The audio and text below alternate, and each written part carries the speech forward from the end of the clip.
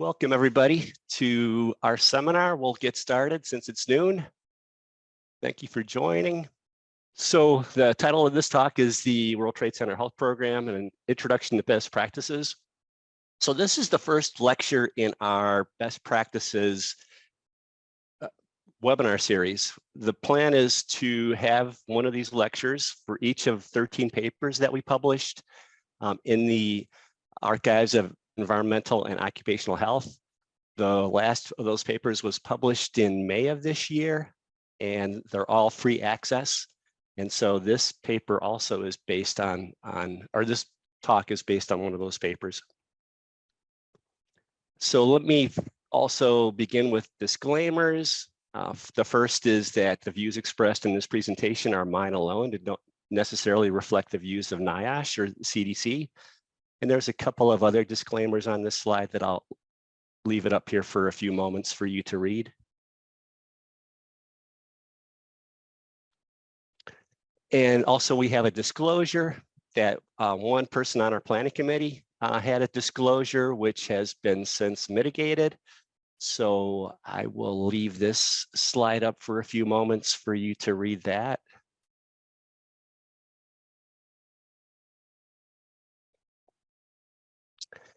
And then, as I mentioned, this presentation is based on a paper that we published in Archives of Environmental and Occupational Health. And these are the individuals who are the co-authors of that paper with me. So I've got them listed here in alphabetical order, as well as their affiliations. So I'm very, very grateful for all of the help that all of these individuals provided on this paper. And these people are basically I'll be talking about a working group for this whole series.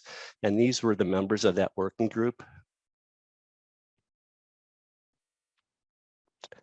This is an outline of today's talk. So I'll begin by describing the origin of the World Trade Center Health Program. I'll next talk about the nature of 9/11 exposures. I'll next talk about describe the World Trade Center Health Program, including eligibility to receive benefits, as well as information on the program providers, the individuals who provide the care in our program. And then I'll talk about the mechanisms to promote high quality healthcare, and then end with the conclusion. So I want to mention too that the whole point of this series is to help to maintain that and ensure that the healthcare that's provided in our program is of high quality. And so that's an important reason for why we're doing this seminar series, and also why we publish those papers in the archives. So first with background. So as I'm sure everybody knows, we were attacked on 9/11, very horrific attack. The sites of that attack were the New York City at the World Trade Center, the Pentagon in Arlington, and also a crash site in Shanksville, Pennsylvania, leading to unprecedented exposures as well as unprecedented mortality, involving almost 3,000 deaths, well, more than 400,000 people being exposed in New York City alone. And unfortunately, as I'll talk later in this presentation, we have limited exposure data, especially at the individual level. And also, there was emergency funding provided by the federal government beginning in 2002. It supported the World Trade Center Health Registry, as well as screening for responders. And at the bottom of this slide, I define responders and survivors, because throughout this talk, I'll be referring to responders and survivors. So responders are those people who were involved in the rescue, recovery, and cleanup efforts after the 9/11 attacks. And that could be from New York, responded to the Pentagon, or the Shanksville attacks. And then the survivors are people who in the New York City disaster area who were building occupants, residents, and students, as well as people who were present in the dust or dust cloud on 9/11. So now to briefly talk about the World Trade Center Health Program and what created it. So it was created by the Zadroga Act of 2010. It was named after James Zadroga, who was a New York Police Department detective whose death is considered to be the first linked to 9/11 exposures. And the program supports activities that were begun after 9/11, soon after 9/11, including the medical monitoring treatment program directed toward responders, as well as the Environmental Health Center that provided treatment and support for survivors, and also promoted and supported the World Trade Center Health Registry activities. So those are all things that had actually begun before our program, and so our funding helped to continue those activities. And then lower on the slide are the new activities that the Act provided, including adding Pentagon and Shanksville responders to the program. In addition, it covered survivors who were now living outside of the New York metropolitan area who had moved, supported a research program, supports outreach and education activities to raise awareness of the existence of our program. Steering committees, one for the responders, one for the survivors, to get input from those communities. And then the STAC, the Scientific and Technical Advisory Committee, to get advice on policies and science-related activities within the program. So the initial act in 2010 provided support and funding for 5 years, 2011 to 2016. And then in 2015, with the reauthorization, our funding was extended through the year 2090. And it's mandatory funding, so even in the event of a government shutdown, our program will still continue to function. So 2090, that means that the people, some of the youngest people enrolled in our program will be 88 at that time. So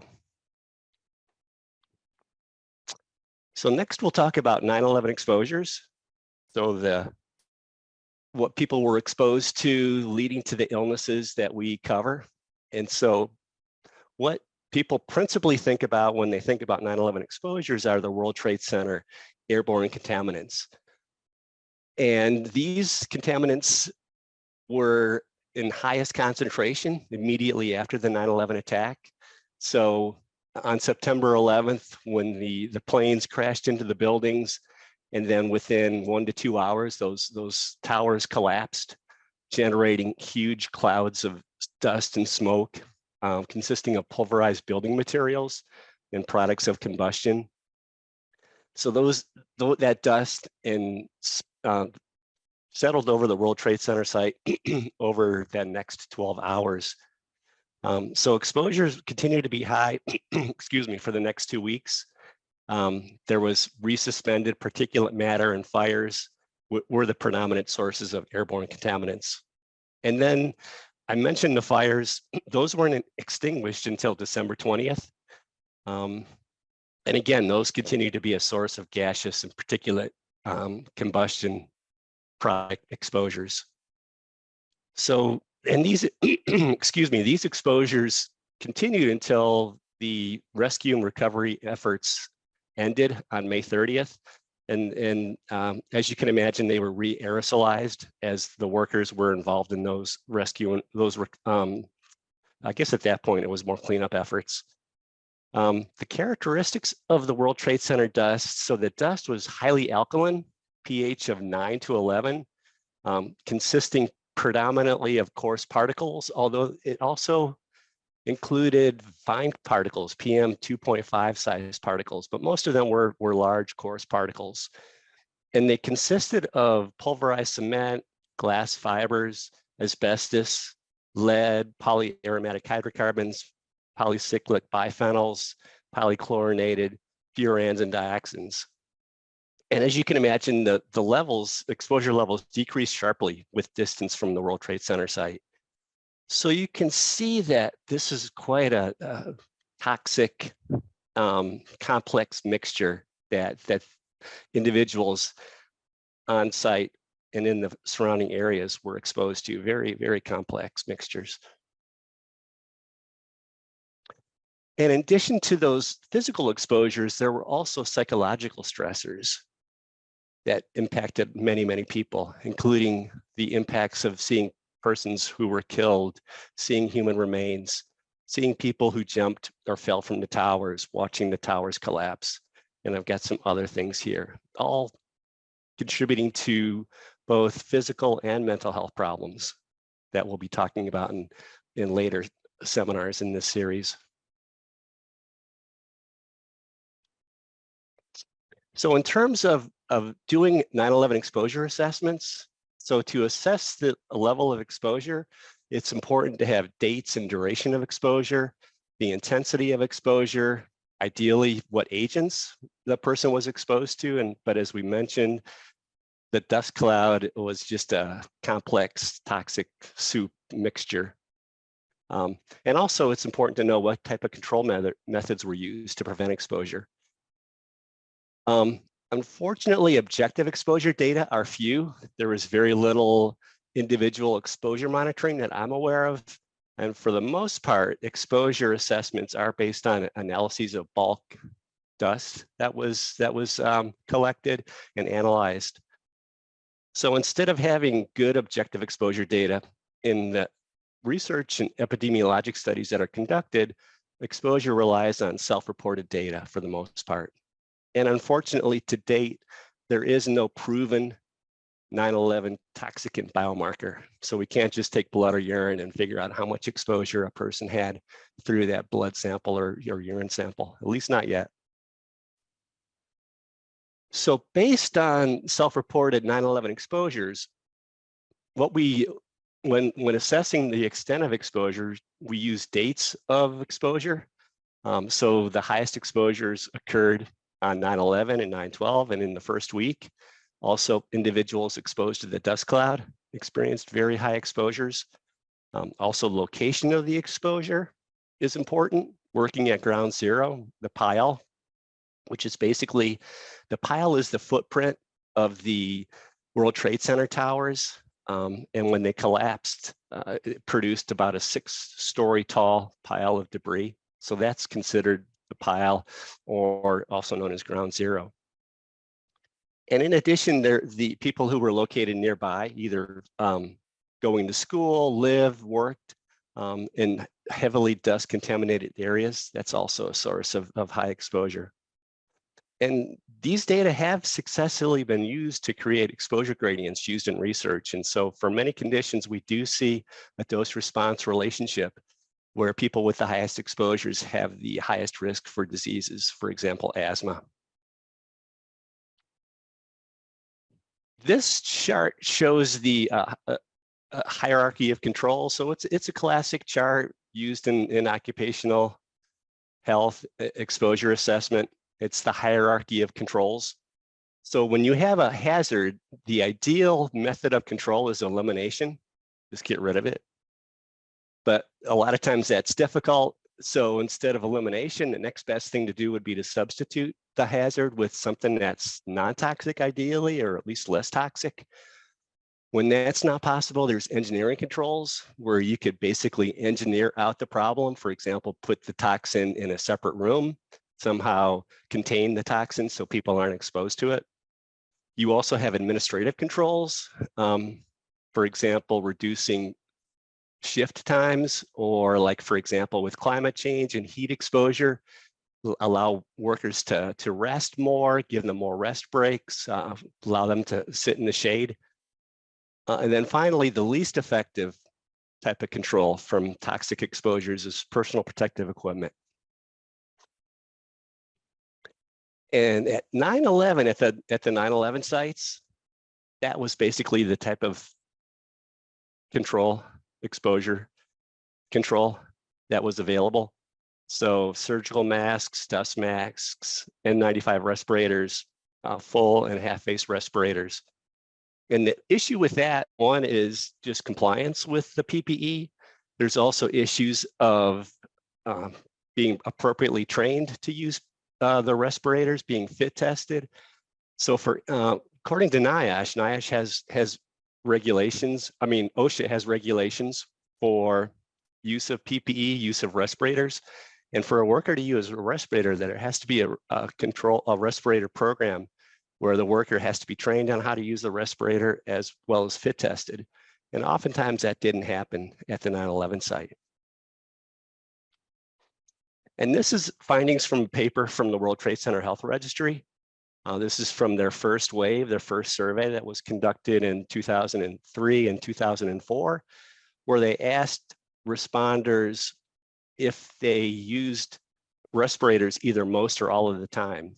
And during that first wave, that first questionnaire, they asked those responders about these 5 different time intervals.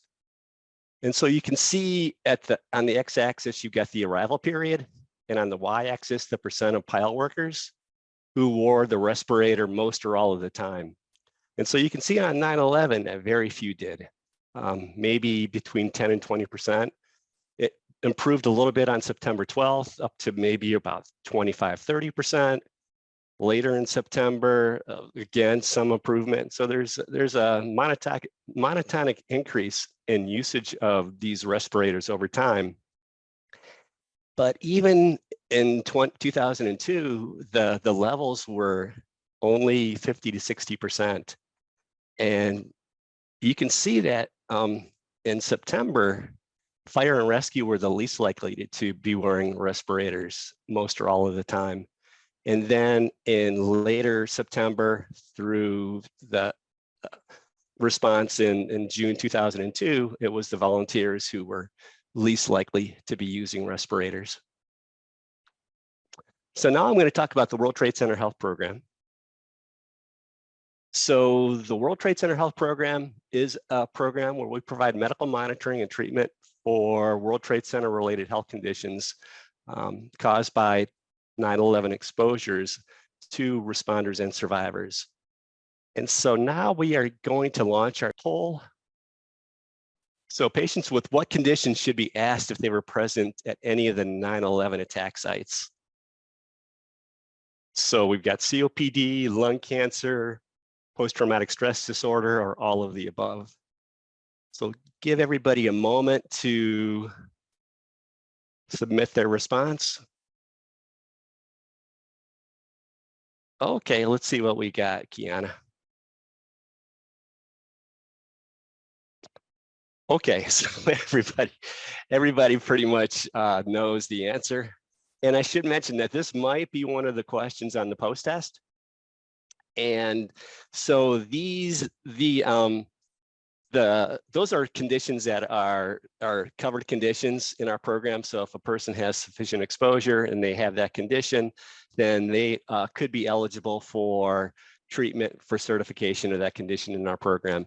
And it includes most lung disease, includes all cancer, and it includes many different types of mental health conditions. And so this slide shows the different components that are stipulated by law in the Zadroga Act that our program provides. So, and these include an initial monitoring exam for responders, as well as survivors, which includes questionnaires, a physical exam, spirometry, lab tests, electrocardiogram, and chest x-ray. And then for responders, as well as certified eligible, basically certified survivors who are certified for a 9/11 condition, they also can receive an annual monitoring exam.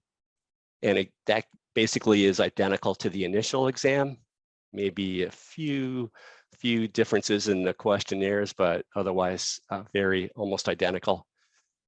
So another component is we provide treatment for World Trade Center related health conditions, including payment. So we cover the payment for responders, for survivors. We have this thing called coordination of benefits, where we're the last payer, but even for survivors, there's no out-of-pocket expense. So we try to get the survivors' personal health insurance to cover the costs, and whatever cost that personal insurance doesn't cover, we'll pick up the rest of it. So no out-of-pocket costs even for survivors. We also provide the education and outreach programs to inform people about our program and its benefits. And then we do also support data collection and analysis. That data principally arises from the monitoring exams, also claims data. So we use that data to look at utilization in the program, help with assessing the quality of the care that's provided in the program. And also that data can be used to identify perhaps new conditions that might be related to 9/11 exposures. And also we do research on health conditions. And we do provide funding support for research. And the types of research that we support are looking at conditions that might be related or are related to 9/11 exposures. And we also support research on the diagnosis and treatment, improved diagnosis and treatment of conditions that we do cover. So covered 9/11 conditions, trying to improve diagnosis and treatment. In this slide, I'll again go into a little more detail on who responders are compared to survivors. So the responders, as I mentioned earlier, are the individuals who provided rescue, recovery, debris cleanup, and related support activities. And there's 4 types of responders. So you have the fire department responders, Fire Department of the City of New York, or FDNY responders. You've got the New York City general responders, including the New York City Police Department staff. You've got Pentagon responders, and then finally the Shanksville, PA responders. For the survivors can meet one or more of the following criteria. They could be people who worked, resided, or attended school in the New York City disaster area from those dates that I've listed here. So I think the key here is survivors from New York City are the only survivors eligible in our program. So individuals from around the Pentagon area or in Shanksville are not eligible. So Pentagon and Shanksville, you have to be a responder to be eligible for our program. Going back to the New York City survivors, you can also be eligible if you were eligible for certain residential grants, or your place of employment was eligible for certain grants following those 9/11 attacks. Also, if you were present in the dust cloud on 9/11, you're eligible for our program. And then there's other eligibility criteria. So there are probably too many to list at our talk today, but you can go to our website and obtain more information on eligibility for survivors. This slide shows the geographic area that determines enrollment in our program. So you can see that it differs for New York City responders versus survivors. So first, speaking to the New York City responders, those responders had to have been doing their response activities below Canal Street. But this slide doesn't show certain barge loading areas in the Staten Island landfill and vehicle maintenance areas. Those areas are also eligible. Responders working in those areas are also eligible to participate in our program. And then for survivors, the eligibility area is broadened. So survivors who lived, worked, went to school in areas south of Houston Street are eligible for the program, as well as individuals in Brooklyn for blocks that are within 1.5 miles of the original World Trade Center site. And this slide shows the size of our membership. So as of August 31st, we had almost 127,000 members enrolled in our program, which is relatively modest when you compare like to Medicare or the Veterans Administration. But nonetheless, it is kind of striking that we've got this many people who are affected by the 9/11 attacks. And most of those people are responders, almost 70,000. We also have almost 17,000 FDNY responders. And for the FDNY responders, we think that pretty much all of the FDNY staff who were involved with the response are enrolled in our program. And then we have about 40,000 survivors in the program. And I should mention that we are an open program, so these numbers are increasing by the day. And they increase by about 500 per month, or about 6,000 per year increase. So if I came back next year at this time, we'd probably have more like over 130,000 people enrolled in our program. And lately, most of the new enrollees are survivors. I think it's around 75% of new enrollees are survivors. So that survivor population is the fastest growing group in our program. And I should also mention that these numbers do include the Pentagon and Shanksville responders, but those counts are relatively low, 1,130 Pentagon responders and 132 Shanksville responders. So in our program, to get your condition covered, in order for us to pay for the treatment of your condition, it's got to be certified. So certification means that we approve that the health condition in that person is truly related to 9/11. And that, to make that decision, we count on the treating physician. So the treating physician has to submit an attestation statement that says that 9/11 exposures are substantially likely to be a significant factor in aggravating, contributing to, or causing the illness or health condition. So the point here is that we are not a presumption program. A clinician has to attest to this statement. And coverage, so once that happens though, we will cover, once we certify the condition, we will cover the treatment for that condition. And if a member's not happy with our decision, there are certain appeal rights. And so a large number of our population is certified, 79,000, almost 2/3 of our member population are certified for at least one condition. Now I want to talk about who provides the care in our program. So the care provided in our program is different for responders versus survivors. So this slide shows the source of care for responders.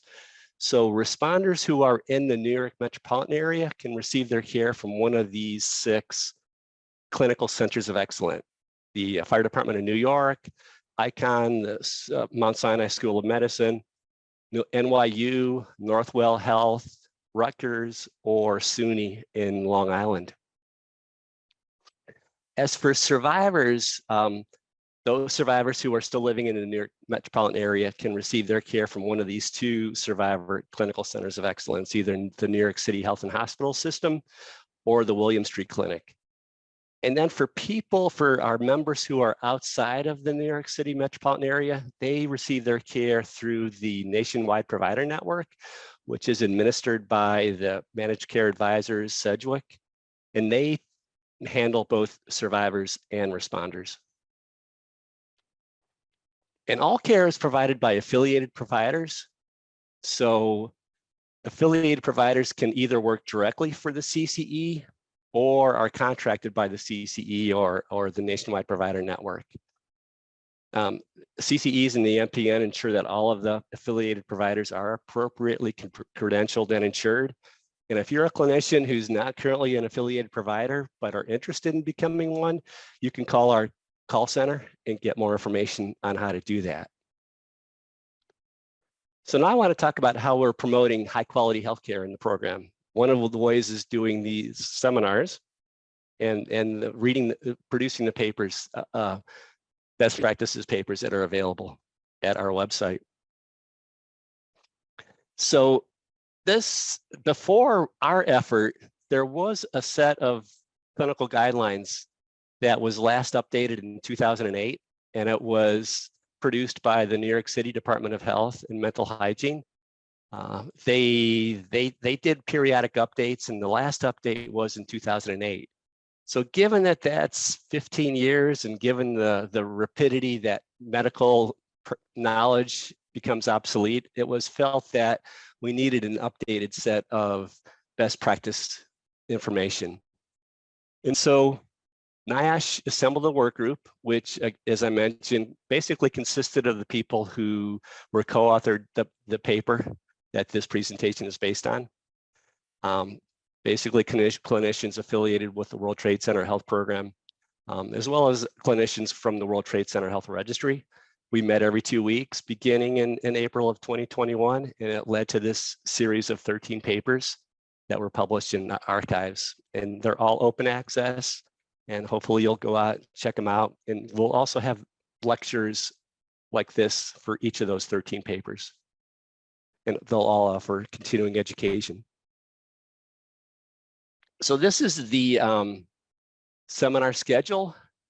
So we've got the first one is today's lecture. Next one will be at the end of November. And I'm not going to go through all of them, but basically there's a slot for each of our 13 papers. A few of them still haven't been scheduled, but we plan to deliver all of these presentations within the next year. So by the end of October of next year. So hopefully you can all attend. And if you don't attend the live lecture, we are also recording this lecture, and we'll be making those available basically on the YouTube website, and continuing education credits will also be available for watching that recording.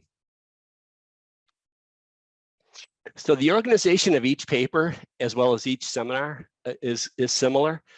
We will be providing a concise background about the condition, including research findings related to that condition among 9 World Trade Center or 9/11 exposed populations.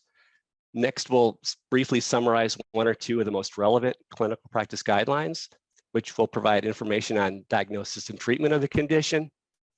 And then we talk about where to find World Trade Center Health Program diagnostic and treatment coverage information. What do we cover? So I just mentioned clinical practice guidelines. How did we identify the high quality clinical practice guidelines? So first, clinical practice guidelines provide clinical care guidance. It can be high quality, but they can also be of low quality. Not all of them are trustworthy. But when a clinician uses a clinical practice guideline, that clinician wants to be confident that it's using it ensures that he or she are providing patient care that's based on the best evidence. But as you can imagine, the development process for clinical practice guidelines is subject to judgment and influence, which is not always obvious to the person who uses a clinical practice guideline. So what we did is we tried to identify those that are of high quality, so people can be confident that they are based on the best evidence. And to do that, we use this tool called NEATS, which stands for the National Guideline Clearinghouse, Extent of Adherence to Trustworthy Standards. So it's a mouthful, but basically the acronym is NEATS. It's a popular, well-established appraisal tool for clinical practice guidelines. I've got a reference citation here, where if you're interested, you could read more about the NEATS tool. It was developed by ECRI, which is the Emergency Care Research Institute. I'll talk a little bit more about them in a subsequent slide, as well as input from the Agency for Healthcare Research and Quality. And they define a score of 3 on each item as being good. So there's 15 different items that are scored in NEATS. And so, for us, each of the 15 items had to have a score of at least 3 in order to be considered a high quality clinical practice guideline. So how did we find these clinical practice guidelines, these high quality guidelines? So principally, we searched through ECRI. They've got a guidelines trust. It's available at this website. It actually had been down under maintenance and improvement.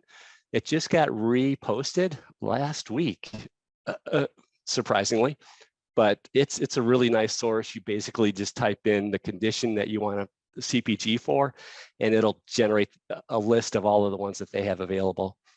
So ECRI is an independent, not-for-profit organization created in 1968, and the Guidelines Trust was initiated in 2018, so about 5 years ago, and fills the former role of the National Guideline Clearinghouse, which was shuttered and defunded in 2018.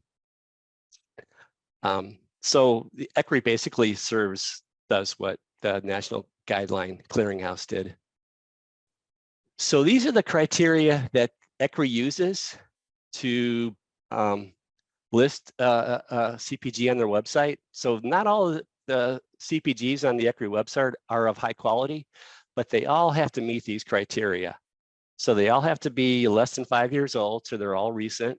They have to be available on the internet, although they could be behind a paywall, but as long as they're available on the internet. Have to be in English. They have to provide recommendations on how to basically how to diagnose and treat patients. They have to be produced by a medical specialty association, professional medical society, or other relevant CPG development organization. And finally, they have to be based on a verifiable systematic review, which includes describing their search strategy, describing how they selected the studies to be included in their CPG, and then also describing how they analyze the evidence. Did they use evidence tables? Did they use grade?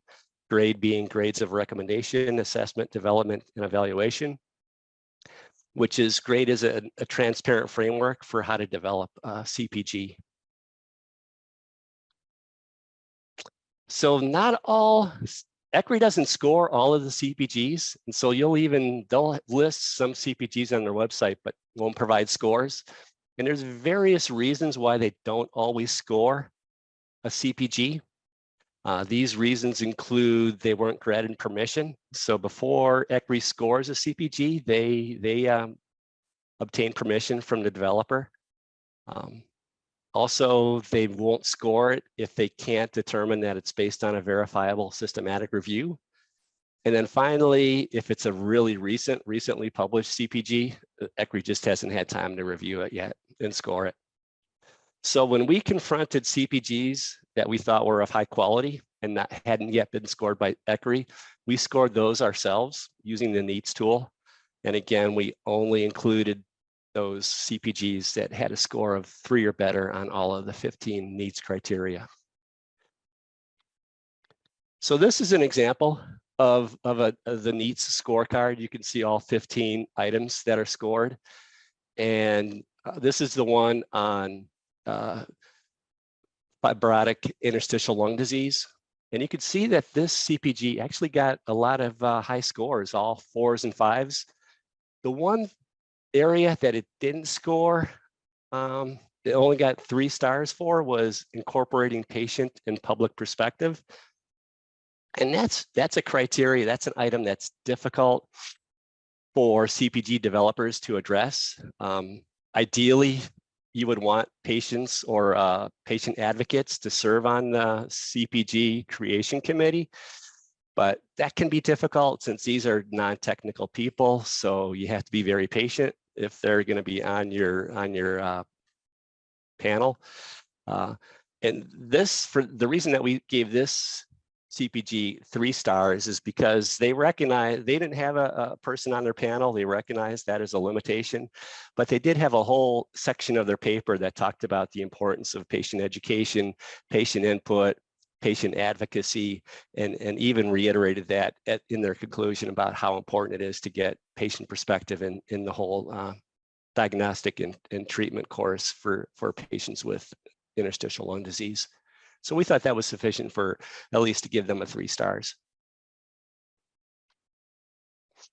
So I talked about grade and I talked about NEATS. I wanted to just briefly explain the difference. So grade is, again, the framework used to create a clinical practice guideline.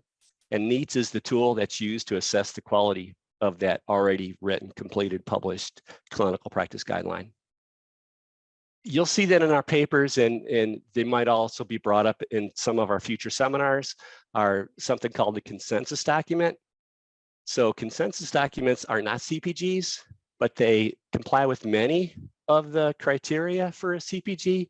The principal difference is they don't include a systematic review. So as the title implies, these are consensus documents or a consensus of the panel, the group that created the document. So because they don't include a systematic review, they're not scored by ECRI. We also did not score them. An example is the US Multi-Society Task Force on Colorectal Cancer. And what that document does is it provides time intervals for the recommended time intervals between screening colonoscopies in asymptomatic populations. So as you know, I'm sure you know, for colonoscopy, using colonoscopy to screen for colorectal cancer, it's recommended that that occurs every 10 years. But if a patient is found to have polyps, the screening interval is recommended to be shorter, often 5 years. And so this consensus document explains what that time interval should be for various types of patients, asymptomatic patients who are eligible for colorectal screening. And then finally, I wanted to talk about close call clinical situations. And these are situations where the benefit and harm trade-off is not clear-cut. And so they're tricky, kind of difficult situations. So an example would be prostate cancer surgery, where the risks of that surgery could be erectile dysfunction, urinary incontinence. And so those risks may be less disconcerting to a clinician or a patient who's focused on cancer eradication or longevity. They may be more disconcerting to patients who are concerned about quality of life. So in those situations, when you're dealing with the situation where there are trade-offs, benefits and risks, ideally, there should be a process of shared or informed decision-making with the patient, where you discuss with the patient the trade-offs with the decision. And patients who are involved in deciding on their course of treatment are more likely to engage in positive health behaviors. But there are also patients who are reluctant to engage in this process and want to rely on the physician to make the decisions for them, which is also fine. But where possible, it is helpful to engage in shared or informed decision-making with patients. So in conclusion, the best practice the purpose is to help to promote high quality healthcare in the program, to continue to provide high quality care. The best practices lectures, there'll be 12 of them after this, will be delivered by program affiliated providers or NIOSH clinicians. And each condition specific paper will have a similar structure. We'll be summarizing the 9/11 related research findings related to that condition. We'll provide key diagnostic and treatment information. We'll also remind attendees where to find World Trade Center Health Program diagnostic and treatment coverage information.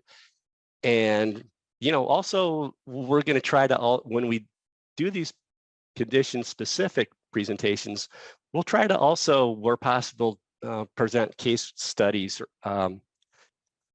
and describe a case. Of course, we would get the member whose case we're describing, get their permission, and it would be de-identified. But we want to make these lectures interesting and not boring to keep your attention engaged. So hopefully, again, you'll participate in future seminars. And now it's 12:46. We have about 10 minutes, because I want to spend a few minutes at the very end to talk about the continuing education credit process. So hopefully you've entered some questions in the question box, and I want to now ask Anne to go ahead and let me know if we have received any questions. Jeff, great presentation. Thank you for all of that. We did get a couple questions during your presentation. I was able to answer most of them, but there is one question I wanted to just make sure to have you answer, see if there's anything additional you might have to add to my response. Attendee asked, back in the original response days after 9/11, they remember hearing first responders were coming from outside the state to help with efforts. Where do they stand in participating in the program? So I explained that we do cover our responders and survivors in New York City as well as across the nation, but I just wanted to check and see if there's anything you wanted to add to that question. So thank you for that, Anne. So you're right. Yeah, we do. We cover responders from either New York City, Pentagon, Shanksville. They need to meet certain exposure requirements. But even if they came from, let's say, Ohio, or I'm in Columbus, Ohio. So if a responder came from Columbus, went to New York City, And if they were there for a sufficient length of time, which the earlier in after the attacks, the length of time is shorter that they needed to be exposed, they're eligible for participating in our program and getting our benefits. So you can get more information on that from at our website. But yeah, definitely people outside of New York City are eligible for our program. But survivors, as I mentioned, if you're a survivor, only survivors located in New York City during that 9/11 and up through July of 2012 or 2002, only those survivors in New York City are eligible for our program. Thank you for that clarification, Dr. Calvert. We have another question. How often are the clinical guidance recommendations going to be reviewed for updating due to influx of new data? So very good question.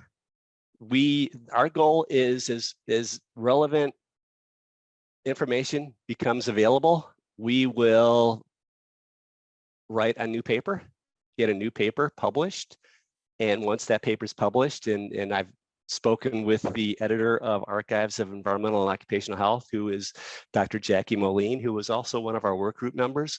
She has indicated that it shouldn't be an issue getting these papers published, updated papers published in her journal. So, and then once those papers are published, we'll replace the current link on our webpage with the link to the new updated paper. Great, thank you. And thank you to Dr. Moline as well. I have another question. You mentioned that certification decisions can be appealed in certain situations. Can you provide more details on what types of certification decisions can be appealed?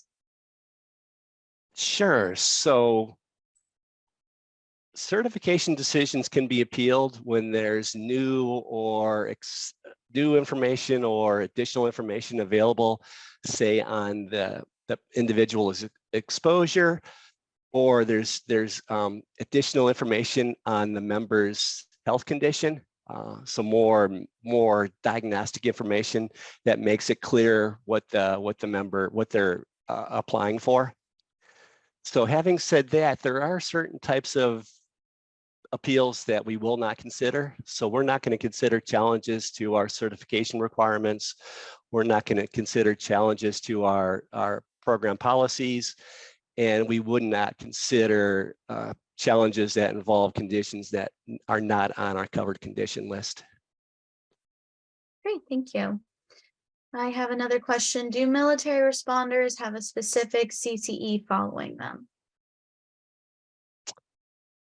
So if you're a military responder and you're in the New York City area, New York City metropolitan area, those responders can choose any of, well, I think FDNY only manages FDNY, either retired or active FDNY members, but there's 5 other responder clinical centers of excellence in New York City and that military member can choose any of those 5. And then if they're located outside the New York City metropolitan area, we have the nationwide provider network that would coordinate their care. Great, thank you. We have a question on nurses participation in committees. So do any nurses participate on the committee for recommendations? I believe that this is in reference to your clinical best practices committee. But Dawn, feel free to resubmit for clarification if you're not referring to the clinical best care practices committee. Oh, she confirmed, yes, it is. And so there were a total of about, I want to say 10 people on our planning committee, and at least 3 of them are nurses. So we definitely have nurse involvement, and continuing education credits are available for our nurse colleagues, as well as pharmacists, public health professionals, physician assistants, advanced care nurses. So lots of different health disciplines can earn continuing education credits through participating in these lectures. Thank you. And then Shannon just wanted to add, I believe in response to the military question, of course, there is the, and I apologize for mispronouncing this, the Piscataway, New Jersey Center. So she just wanted to add that in. Oh yeah, there is the New York. Yeah, that's considered one of the New York metropolitan area. The center that's located at Rutgers, I think is what she's referring to, Piscataway. Yes, thank you. Thank you. And I think we have time for one more question that I have in the chat, and then I'll turn Okay. it over to you for the continuing education credit discussion.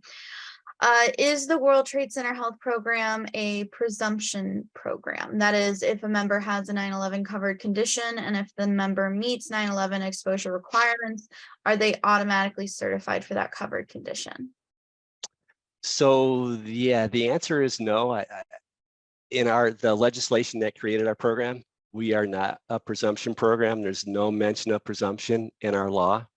And instead in our law, a clinician has to sign that attestation statement stating that in that physician's professional opinion, and it's got to be the treating physician, that in their professional opinion, the 9/11 exposures were significantly likely, or I'm sorry, substantially likely to be a significant factor in either causing, contributing to, or aggravating the health condition. So the next question you want to be wondering is, well, what does that mean? How do you determine if a factor is, or an exposure is substantially likely to be a significant factor? So for something to be substantially likely to be a significant factor, it has to be an important factor in either causing, contributing to, or aggravating a condition. So it has to have a material effect on 9/11 exposures, have to have a material effect on either causing, contributing to, or aggravating a condition. So if 9/11 exposures are considered to be inconsequential or trivial in either causing, contributing to, or aggravating, then those types of cases should not be certified. So thank you for that question. And I'll let you finish up the rest of your presentation. Thanks, Jeff. Oh, okay, thank you. So going on to collecting your continuing education credits. So you'll need to go to this website. And if you're not already registered, you'll need to register. And when you register, you'll be asked a couple of security questions. And so in the future, whenever you log into the site, you'll be asked those same two security questions, like what's your mother's maiden name, or what's your first pet's name. And then once you do all that, you'll see this search courses. And you can either, to find this course, this lecture, you could either take this number, which is kind of complicated. You could do a print screen right now and collect that. Or a simpler way would be to just come down here to the date of conference. And there's only 3 dates here. There's, I think, September, October, and November. Hit October and just hit search. And there's only maybe like about 15 different courses that are currently scheduled in October for CDC credit. So you can easily find ours in that list. And then they'll ask you for this course access code. Once you find it, it'll be the World Trade Center Health Program. Enter that code, and then you'll do an evaluation of this webinar. And then there would be a post-test consisting of 4 questions. And then I should mention that these credits are only going to be available for the next 30 days. So you need to do it by November 13th. But we'll also be posting a video of a recording of this lecture on YouTube. So you could also go out to that recording and earn the credits. So that recording will be offering credits for at least the next 2 years. And we can also renew it for a subsequent 2 years. So probably for a total of 4 years, you can get CE credits for the recording.